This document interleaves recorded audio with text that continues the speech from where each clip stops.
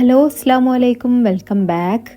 എന്തൊക്കെ എല്ലാവരുടെ വിശേഷങ്ങളും? എല്ലാവരും സുഖമായിട്ടിരിക്കുന്നു എന്ന് വിചാരിക്കുന്നു.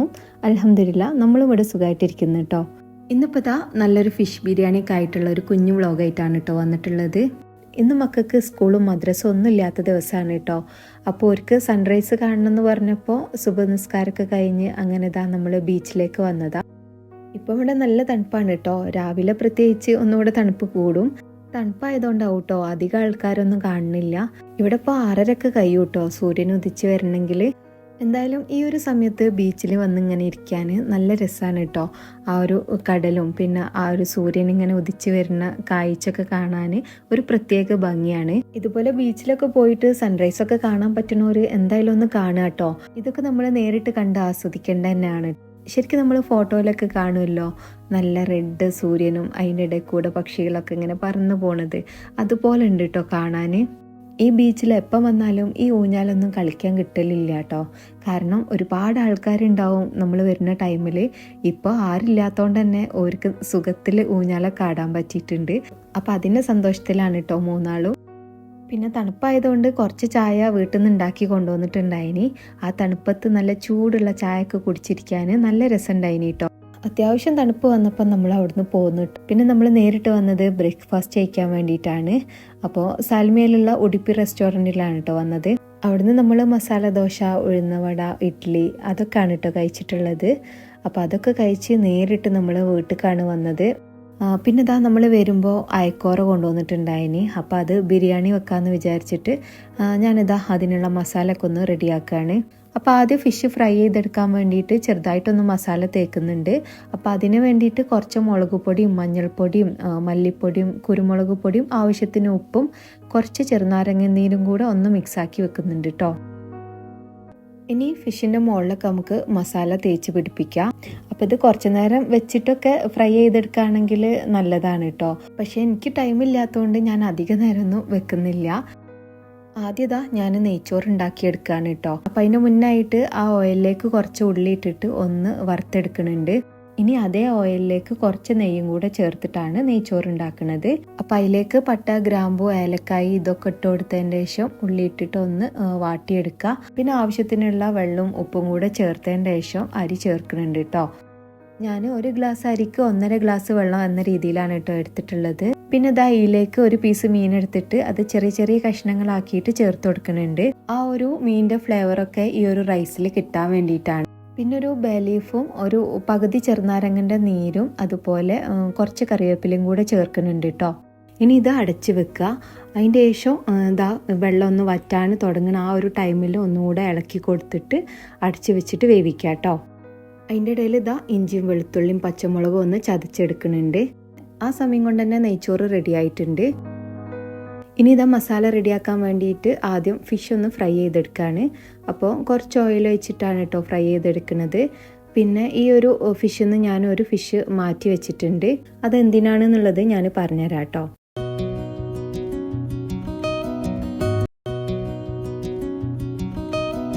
അപ്പോൾ ഇതാ മുഴുവൻ ഫിഷും ഫ്രൈ ചെയ്തെടുത്തിട്ടുണ്ട്. ഇനി മസാല ഉണ്ടാക്കാൻ വേണ്ടിയിട്ട് ഒരു പാനിലേക്ക് നമ്മൾ ഈ ഒരു ഫ്രൈ ചെയ്ത് വെച്ചിട്ടുള്ള ഓയിൽ ഉണ്ടല്ലോ അത് ചേർത്ത് കൊടുക്കുന്നുണ്ട്. അതിൻ്റെ കൂടെ കുറച്ച് ഓയിലും പിന്നെ നെയ്യുമാണ് കേട്ടോ ചേർക്കുന്നത്.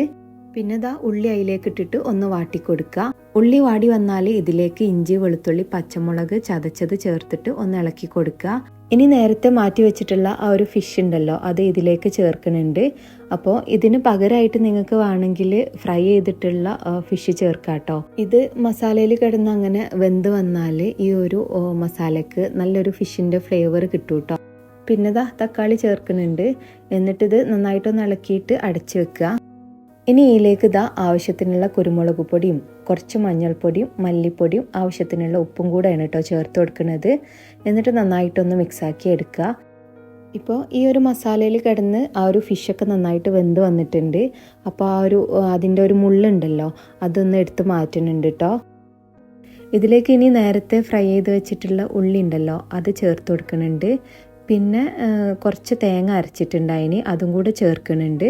പിന്നെ ഇതാ കുറച്ച് മല്ലിയില പുതിനയില ചെറുതാക്കി കട്ട് ചെയ്തതും അതുപോലെ ആവശ്യത്തിനുള്ള തൈരും ചെറുനാരങ്ങൻ്റെ നീരും കൂടെ ചേർത്ത് കൊടുക്കുക. എന്നിട്ട് എല്ലാം കൂടെ നന്നായിട്ടൊന്ന് മിക്സാക്കി എടുക്കുക. ഈ ഒരു ടൈമിലാണ് കേട്ടോ എനിക്ക് ഓർമ്മ വന്നത് ഇതിൽ കാര്യമായിട്ടൊരു സാധനം ചേർത്തിട്ടില്ല എന്നുള്ളത്. കാര്യം വേറെ ഒന്നല്ല, ഗരം മസാലയാണ് ചേർക്കാൻ മറന്നത്. അപ്പം ഞാൻ ഈ ഒരു ടൈമിലാണ് കേട്ടോ ചേർത്ത് കൊടുക്കുന്നത്. നമ്മൾ നേരത്തെ കുരുമുളക് പൊടിയൊക്കെ ചേർത്തല്ലോ, ആ ഒരു ടൈമിലാണ് ഈ ഒരു ഗരം മസാലയും ചേർക്കേണ്ടത്. ഇനി ഇത് നന്നായിട്ടൊന്ന് ഇളക്കിയെടുത്തതിന് ശേഷം ഇതിലേക്ക് നമ്മൾ ഫ്രൈ ചെയ്ത് വെച്ചിട്ടുള്ള ഫിഷ് ചേർത്ത് കൊടുക്കുക. ഇത് മുഴുവനും ഈ മസാലയിൽ ഇട്ട് കൊടുക്കണില്ല, അതിൽ നിന്ന് ഒരു 5 പീസ് ഒന്ന് മാറ്റി വെക്കുന്നുണ്ട് കേട്ടോ. എന്തിനാ വെച്ചാൽ അവസാനം റൈസിൻ്റെ മുകളിൽ ഈ ഒരു മീൻ ഇങ്ങനെ വെച്ച് കൊടുക്കാനാണ്. വീഡിയോ എടുക്കുമ്പോൾ ഒരു ഭംഗി കിട്ടാൻ വേണ്ടിയിട്ടാണ് കേട്ടോ ചെയ്യണത്. അല്ലാന്നുണ്ടെങ്കിൽ മുഴുവൻ ഫിഷും ഇതുപോലെ ഈ മസാലയ്ക്ക് ഇട്ട് കൊടുക്കുക. എന്നിട്ട് ഇതാ ഈ മസാല ഈ ഒരു ഫിഷിലൊന്ന് കവർ ചെയ്ത് കൊടുക്കണം കേട്ടോ. അപ്പം പതുക്കെ വേണം കേട്ടോ ഇതുപോലെ ചെയ്യാൻ, അല്ലാന്നുണ്ടെങ്കിൽ ഫിഷ് പൊടിഞ്ഞു പോകും.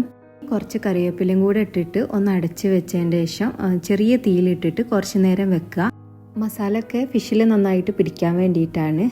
അത് കഴിഞ്ഞതിൻ്റെ ശേഷം ഞാൻ ഈ ഒരു സ്റ്റൗ ടോപ്പൊക്കെ ഒന്ന് തുടച്ച് വൃത്തിയാക്കുന്നുണ്ട്. എന്നിട്ടാണ് കേട്ടോ ബിരിയാണി ദമ്മിടണത്. അങ്ങനെ ആവുമ്പോൾ സ്റ്റൗ ടോപ്പ് നല്ല വൃത്തിയിൽ കാണാമല്ലോ. അല്ലാന്നുണ്ടെങ്കിൽ ഫിഷൊക്കെ ഫ്രൈ ചെയ്തതല്ലേ, അപ്പോൾ ആ ഒരു ഓയിലൊക്കെ സ്റ്റൗ ടോപ്പുമ്മൽ ഇങ്ങനെ ഉണ്ടാവുമല്ലോ. അപ്പോൾ അത് നേരത്തെ ക്ലീൻ ചെയ്താൽ ആ ഒരു പണി ഉണ്ടാവില്ല, അപ്പം തന്നെ കഴിയും ചെയ്യുമല്ലോ. ഇനി ഇതാ ദമ്മിടാൻ വേണ്ടിയിട്ട് മസാലൻ്റെ മുകളിൽ ചോറിട്ട് കൊടുക്കുന്നുണ്ട്. അപ്പോൾ ഞാൻ അടിയിലാണ് കേട്ടോ മസാല വെച്ചിട്ടുള്ളത്, അതിൻ്റെ മുകളിലാണ് ചോറ് ഇട്ട് കൊടുക്കുന്നത്. എന്നിട്ട് അതിൻ്റെ മുകളിലേക്ക് കുറച്ച് ഗരം മസാലയും കുറച്ച് നെയ്യും അതുപോലെ മല്ലിയില പുതിനയില കട്ട് ചെയ്തതും കൂടെ ഇട്ട് കൊടുക്കുന്നുണ്ട്. പിന്നെ അതിൻ്റെ മുകളിലും ചോറാക്കി കൊടുക്കുക. അത് കഴിഞ്ഞിട്ട് നേരത്തെ പറഞ്ഞ പോലെ ഗരം മസാലയും നെയ്യും ഒക്കെ ഇട്ട് കൊടുക്കുക കേട്ടോ. പിന്നെ നേരത്തെ ഫ്രൈ ചെയ്ത് വെച്ചിട്ടുള്ള ഉള്ളി ഉണ്ടല്ലോ, അതും കൂടെ മുകളിൽ ഇട്ട് കൊടുക്കുന്നുണ്ട്. അത് കഴിഞ്ഞിട്ട് ഇതാ നേരത്തെ മാറ്റി വെച്ചിട്ടുള്ള ഫിഷ് ഇതുപോലെ ഈ റൈസിൻ്റെ മുകളിൽ വെച്ച് കൊടുക്കുന്നുണ്ട്. ഞാനിത് ഫോട്ടോ എടുക്കുമ്പോൾ ഒരു ഭംഗി കിട്ടാൻ വേണ്ടിയിട്ടാണ് കേട്ടോ വെക്കുന്നത്. ഇനി ഇത് അടച്ച് വെച്ചിട്ട് ഒരു 5-10 മിനിറ്റ് ചെറിയ തീയിൽ വെക്കുക കേട്ടോ. അപ്പോൾ ഇതാ ബിരിയാണി ഇവിടെ റെഡി ആയിട്ടുണ്ട്. ഇനി ഇതിൻ്റെ മുകളിൽ നിന്ന് ആദ്യം ഈ ഒരു ഫിഷ് വേറൊരു പ്ലേറ്റിലേക്ക് മാറ്റി കൊടുക്കുകയാണ്. ശരിക്കും ഈ ഒരു ബിരിയാണിയിൽ നല്ല ഫിഷിൻ്റെ ഫ്ലേവറൊക്കെ ഉണ്ടായിനി കേട്ടോ. എന്താ വെച്ചാൽ നമ്മൾ നെയ്ച്ചോറ് ഉണ്ടാക്കുമ്പോഴും ഫിഷിൻ്റെ ഒരു കഷ്ണങ്ങൾ ഇട്ട് കൊടുത്തിട്ടുണ്ടായിനി, അതുപോലെ മസാലയിൽ ഇട്ട് കൊടുത്തിട്ടുണ്ടായിനല്ലോ. അപ്പോൾ നിങ്ങൾ ഇതുപോലെ ഉണ്ടാക്കുന്നവരുണ്ടാവും. അപ്പോൾ ഇതുപോലെയൊക്കെ ഉണ്ടാക്കി നോക്കാത്തവരുണ്ടെങ്കിൽ ഒന്ന് ഇതുപോലെ തേങ്ങ ഒക്കെ ചേർത്തിട്ട് ഒന്ന് ട്രൈ ചെയ്ത് നോക്കാം കേട്ടോ. അപ്പോൾ ഏതായാലും ഇതാ ബിരിയാണി മസാല വേറെയും ചോറ് വേറെയൊക്കെ ആക്കിയിട്ടുണ്ട്. അങ്ങനെ നമ്മളെല്ലാവരും കൂടി ഇരുന്ന് ഫുഡൊക്കെ കഴിച്ചിട്ടോ. പിന്നെ ഭക്ഷണമൊക്കെ കഴിച്ച് കുറച്ച് കഴിഞ്ഞപ്പം നമ്മളെ ഫ്രണ്ട് നാട്ടിൽ നിന്ന് നല്ല കടുക്ക നിറച്ചത് കൊണ്ടുവന്നിട്ടുണ്ടായിനി കേട്ടോ. അപ്പോൾ അതൊക്കെ കൂട്ടി എല്ലാവരും ചായയൊക്കെ കുടിച്ച്. അപ്പോൾ ശരി, ഇന്നത്തെ വീഡിയോ ഇത്രേ ഉള്ളൂ. എല്ലാവർക്കും ഈ ഒരു റെസിപ്പിയും വീഡിയോ ഒക്കെ ഇഷ്ടമായിട്ടുണ്ടാവും എന്ന് വിചാരിക്കുന്നു. ഇഷ്ടമായിട്ടുണ്ടെങ്കിൽ ലൈക്ക് ചെയ്യാനും കമൻറ്റ് ചെയ്യാനും മറക്കരുത്. ഇനി അടുത്ത നല്ലൊരു വീഡിയോ ആയിട്ട് വീണ്ടും കാണാം. Thank you, by.